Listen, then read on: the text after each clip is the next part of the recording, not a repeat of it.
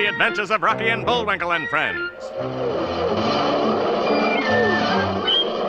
Starring that Jet-A Jerry O'Lace, Rocket J. Squirrel, and his pal, Bullwinkle the Moose. Hi, glad to see you again. Likewise. We got some great things on the show today. Like what? Like what? Well, you ought to know, Bullwinkle. You're in some of them. Well, let's get started.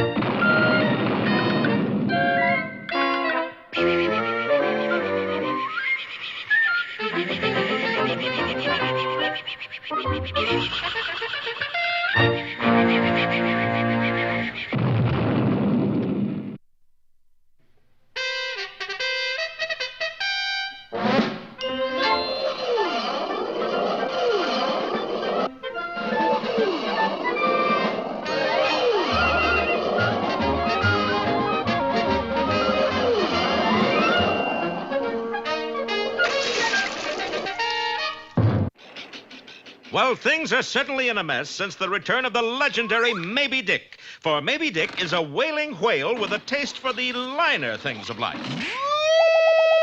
But all is not lost, for our heroes, Rocky and Bullwinkle, are all at sea, angling for the monster with a telephone pole as a fishing rod. Above them, Captain Peter Wrongway Peachfuzz is keeping a sharp lookout. Never saw such a fog in all my life. Captain, that's the bulkhead you're staring at. I thought something was amiss. It's the first fog I ever saw with rivets on it. And the good captain began to scan the ocean for any sign of Maybe Dick. Meanwhile, our heroes were trolling tensely from the stern of the ship. Don't worry, Bullwinkle. We're sure to get a bite. That's what I'm worried about. Huh? What's a good remedy for whale bite? You know, Bullwinkle, I got a funny feeling we're being watched. By whom? Whom? Whom is watching us? That's what I want to know. We're being watched by whom? Yeah, by whom? By me, too.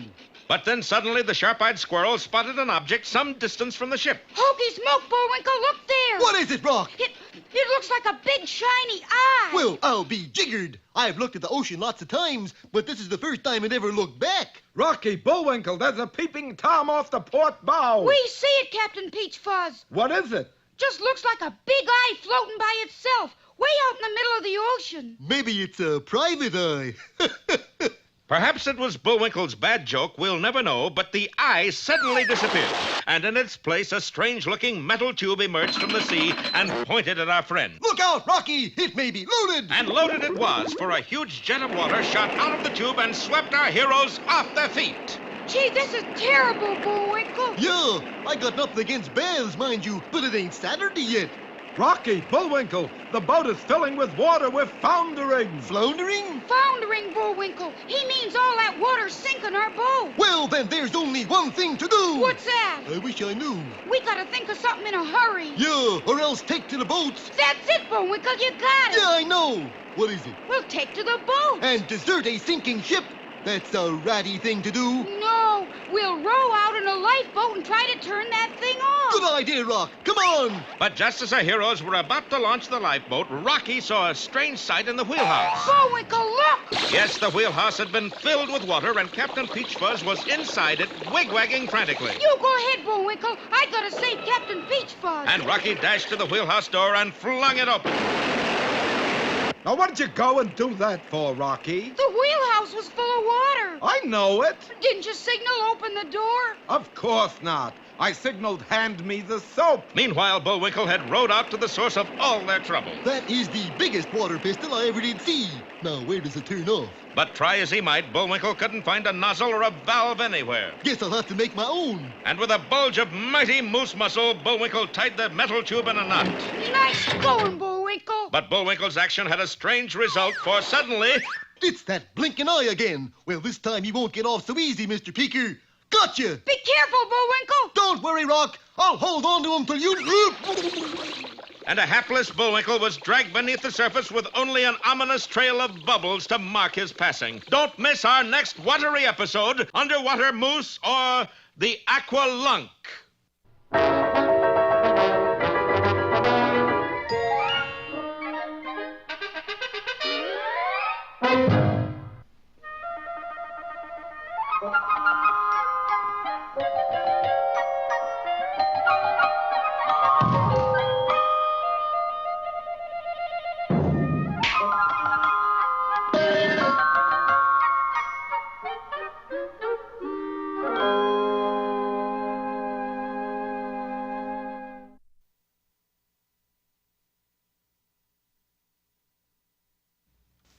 Once upon a time, in a faraway kingdom, there lived a little princess. Her father was a king, because that's how those things are. He loved his little princess, and so did all the people of the kingdom. Huzzah for the little princess! Huzzah? Well, that's fairy tale for hooray! Oh. The little princess was very happy, and small wonder. She had everything and anything she wanted. Beautiful little jewels to wear, a lovely little garden to play in, a little mechanical horse to ride, even her own little castle to live in. All went well until one awful day when the princess began to grow. She grew, and she grew, and she grew. The people of the kingdom were greatly disturbed. What's all the fuss? The little princess has grown. So? All princesses grow. Like that? Oh. The king was very upset, My little girl is all grown up. but he made the best of it. Nothing will change. You're still my little girl. You'll have everything just as before. So the king summoned the royal jeweler and ordered him to make some special jewelry. It was huge. He commanded the royal gardener to grow some special flowers. They were enormous. He ordered the royal engineer to make a special mechanical horse. It was tremendous. He even told the royal architect to build a special castle right next to his own. After all that, you'd think everything would be fine. But no. No? No, Your Highness. We're broke. Broke? Shattered. There's not a pazuzu left in the treasury. Jewelry, garden, horse, castle, in that order. They all add up to broke. Well, what do you suggest? To get some pazuzas. What else? Taxes. And so the people of the kingdom were taxed and taxed and taxed. There was a tax on fences. 100 pickets, 100 pazuzas. There was a tax on trash. 3 cans, 3 pazuzas. On doors. 1 door, 1 paz. 2 doors, 2 pazuzas. There was even a tax on smoke. 7 puffs. I know, 7 pazuzas. And a tax on children. 8, 9, 10, 10 and a half pazuzas. As a result of the taxes, the people of the kingdom became angry. And you know who they blamed? It's her fault. Look at those jewels. Rocks from the mountains would have done. Look at that horse. It must have cost 1 million pazuzas a day to run that thing. Small wonder we got high taxes. Yeah, small wonder. Why don't you get a job? Yeah, you're big enough now. Upon hearing this ridicule from the people who had once loved her, the princess became very sad. Look at that. We'll be flooded out. You mark my word, next year we're going to have a tax on umbrellas. In his castle nearby, the king was feeling very worried and sad and wet. You know, she isn't the same happy princess. So he summoned his royal cabinet for advice. The royal accountant, the royal lawyer, the royal writer, the royal efficiency expert, each of them gave their advice. More taxes. Tougher laws. More publicity. Get rid of her. Get rid of her? But how? Marry her off. Brilliant! I shall give a golden slipper to the suitor who wins my daughter's hand. A golden slipper? Isn't that rather a small prize? If it's one of her slippers, it's big enough. So a proclamation was made throughout the kingdom, and one by one the suitors arrived at the castle to ask for the princess' hand. When they actually saw it, though, they soon changed their minds. The princess became sadder and sadder. King, you gotta do something. She'll wash out the crops. So the king began to send the princess for long walks in the woods. One day, on one of her walks, she met a strange little man. Hello, strange little man. Hiya, Princess. Aren't you going to run away because I'm so big? Of course not. Aren't you gonna laugh because I'm so funny looking? Of course not. So they quickly became friends. Every day they would talk together about all kinds of things. They would laugh together. They even took long walks together. Then one day the princess said, Perhaps you're an enchanted prince. Maybe if I kissed you, you would grow as big as I am. Well, what do we got to lose? So the princess kissed the funny-looking little man. He didn't change a bit. I guess I'm, just not the enchanted type. Ah, but something began to happen to the princess. She grew smaller and smaller and smaller until she was even smaller than the strange little man. Oh, this is just the right size to be. So the funny little man won the princess' hand, which was just the right size now.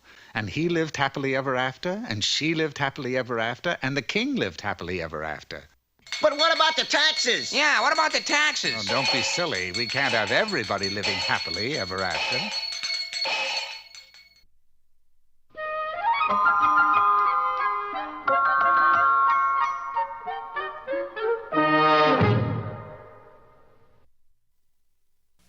out there in TV land, welcome to the big Bullwinkle and Rocky Fan Club Benefit Telethon. Yes, sir, you're gonna see such names as Bob Hope, Marlon Brando, Jane Mansfield, and Perry Como. But that's all you're gonna see, their names. For guests, we've got Rocket J. Squirrel, Boris Bedanov. He's going to be really big shoe. And our telephone girl, Natasha Fatal. The number to call with your donations is Sucker 92222. Or if that's busy, call Shakedown 56565. That's the Chinese restaurant downstairs. They'll take a message. But now, here's our first performer. Good evening, fans. What are you going to do for us today, Boris? For a start, I do a few impersonations. Impersonations? Sure, once I got 2 years for impersonating officer. Well, who are you going to do first? Really silly character. Who's that? Bullwinkle Moose. Listen. Phone in your donations to the Bullwinkle and Rocky Telethon, friends. Hey, how'd you do that? This is my natural voice. This is funny accent. Say, Natasha, how are the phone calls coming? 2 wrong numbers. 4 orders for chop suey. $10 for a show? Or $10 to show on Captain Red in 4th race. The chubbies. Rocky, how much money have we got? We're 10 cents in the hole, Bullwinkle. In the hole? I gave Boris Badenoff a dime for the parking meter.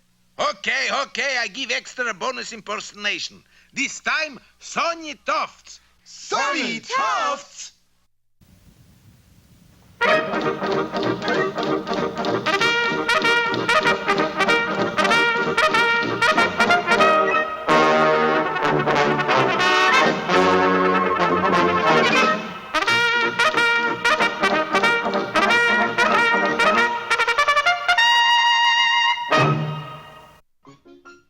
Chinook, a wind that blew through Canada in the fall of 1928. But the biggest Chinook of them all was Dudley Do-Right, who blew through Canada at the turn of the century. Farewell, Mother. I am off to the movies. Take care of yourself, son, and don't forget to write. Dudley spent the next 3 hours in a neighborhood theater without once seeing the picture. The reason for this was that he had fallen down a manhole and was sitting in a sewer. Oh, my. I am guilty of trespassing. The family code was a do-right must always do right. So the conscience-stricken lad turned himself in at the closest mounted police post, which was 500 miles away in northern Alberta. This particular post was then under the able command of Inspector Ray K. Fenwick, a full-blooded Canadian, born and raised in Bogota, Colombia. Ordinarily, I'd give you 20 years for your crime. You can have it for nothing if you wish. The inspector knew a comeback when he heard it. How would you like to be a mountie? I would rather live in Philadelphia. But when Dudley saw the official Mountie uniform, particularly the string attached to the pistol, he was hooked. A Mountie I shall be. After about an hour and a half of basic training, he was ready for his first job. You see that jar of jelly? Read the label. Mother Whiplash's log jam. Right. Now spread some jam on a piece of bread and bite. The strapping young Canadian did as he was told. Anything happen? Yes, sir. I've just lost 2 teeth. That's because that so-called jam is in reality cement. Pointing to a map, the inspector filled our hero in on a hideous but ingenious crime. Timber is Canada's #2 industry, but lately the timber hasn't been coming down the river. That's because a devil named Snidely Whiplash has taken this log jam, poured it over the logs, and created a log jam up at the river's mouth. Why do we not arrest him? With an alias like Mother Whiplash? Why, we'd antagonize every mother in Canada. Oh, no. The only way to solve this problem is to dynamite the log jam and break it up. You see that satchel on the floor? It has a time bomb in it. Now you take the satchel and stick it into the log jam. To the mouth of the river, horse. We have a deed to do. Let us journey ahead to Mother Whiplash's log jam factory, for it is here that Snidely Whiplash faces a problem he never dreamed would come up. What do you mean my log jam is going over big in the supermarkets? I don't want to be in the jelly business. It's too legitimate. I wonder, Mr. Whiplash, Snidely Whiplash. I wonder, Mr. Whiplash, if you could spare some water. My horse has a hoarse throat. For $4.18, the animal was permitted to quench its thirst at a nearby trough. I'm on a secret mission, you know, which is to blow up Snidely Whiplash's log jam, Mr. Whiplash, Snidely Whiplash. What's in the satchel? A time bomb with which to blow up the log jam. Curses, this lout may put a crimp into my plans. I know. I'll stop him with Eloise. Eloise was a former manicurist who used to trim nails. Now she worked in one of Whiplash's gambling halls where she trimmed suckers.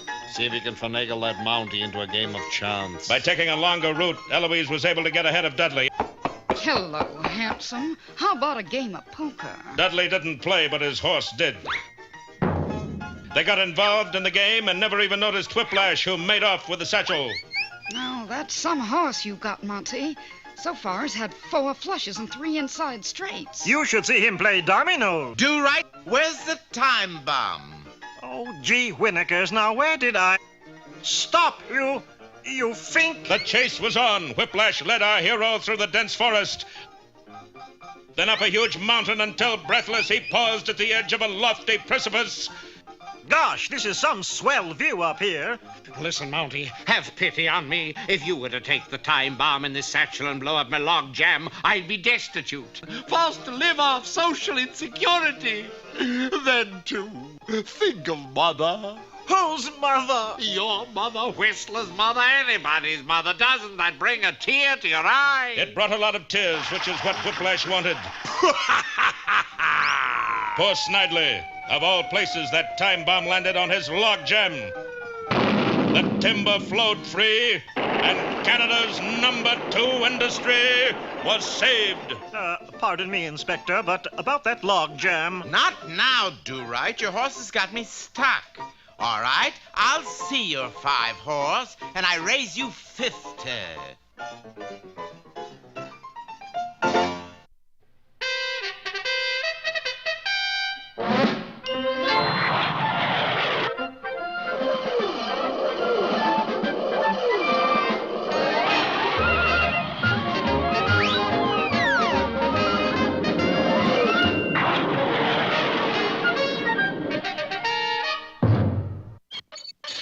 Well, the last we saw of Bullwinkle Moose may have been the last we saw of Bullwinkle Moose, for he had grabbed onto the mysterious ocean-going eye, determined to bring the intruder to bay. Instead, he was brought into the bay, and the only sign of him was an ominous stream of bubbles from underwater. Hokey Smoke, break out the diving equipment, Captain. I'm going after him. And in just a few moments, Rocky was fitted out with a diver's rig and ready to go over the side. Captain, while I'm underwater, you keep going in circles. That's the one thing I do best, Rocky. Bye!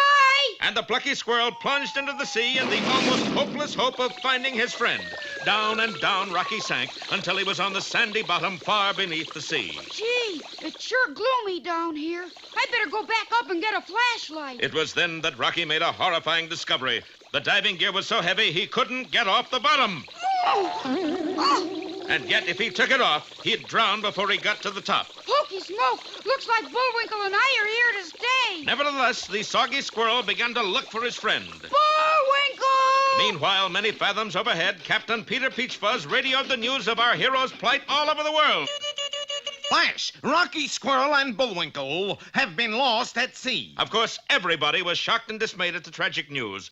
In England... I say, Sir Digby, black tie with full dress. It's for Rocky and Bullwinkle, old chap. You mean? Yes, I'm in evening mourning. In France...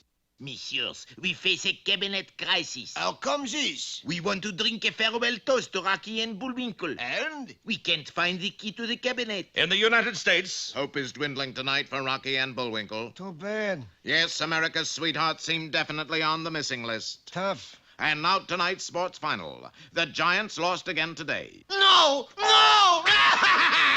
In Frostbite Falls, Rocky and Bullwinkle's hometown, even the railroad station was draped in black crepe. Black crepe? Heck, that's soot. Meanwhile, back on the ocean floor, Rocky was still searching for his pal. Little did he know that someone or something was really searching for him. Yes, as Rocky moved through the murky gloom, a dark shape slithered behind him, a huge single eye glaring balefully. Then suddenly, 2 huge claws shot out and grabbed our hero. Well, help! Help! Rocky's cries for help rose upward swiftly in the form of bubbles, and then as they struck the surface... Help! Help! Help! Well, it looks as if Captain Peachfuzz might be the only good guy left alive on our program. Wouldn't that be something, though? I can see it now. Peter Peachfuzz and his friends. But I digress. I must save my friend Rocky. And casting aside all fear as well as a chance for a show of his own, Captain Wrongway Peachfuzz went overboard to the rescue. But of course he had put his diving gear on the wrong way. As a result, when he turned on his air valve, the jet of compressed air blew him clear back on board ship again. He was very surprised. Yes, I've fallen into the water lots of times, but this is the first time I ever fell out. Undaunted, the brave captain adjusted his air tank and dived in once more, leaving the SS Athabasca go traveling in circles, wider and wider circles, till finally the ship disappeared from sight entirely. So even if our heroes come up to the top, they're still sunk. Don't miss our next episode, Terror on the Seas, or We've Only Begun to Fright.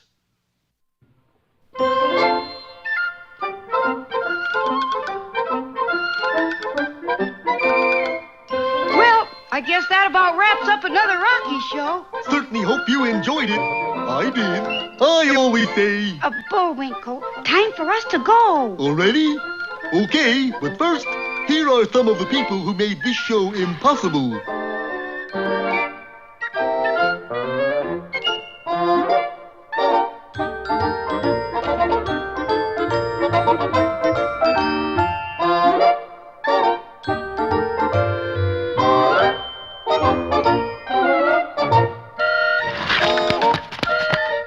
That's not all. The fingers get tired.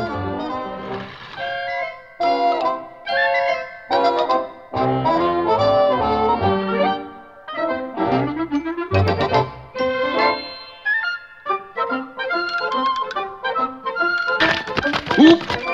Got away from me again. Well, see you next time. Ready, Bullwinkle? Alley! Oop!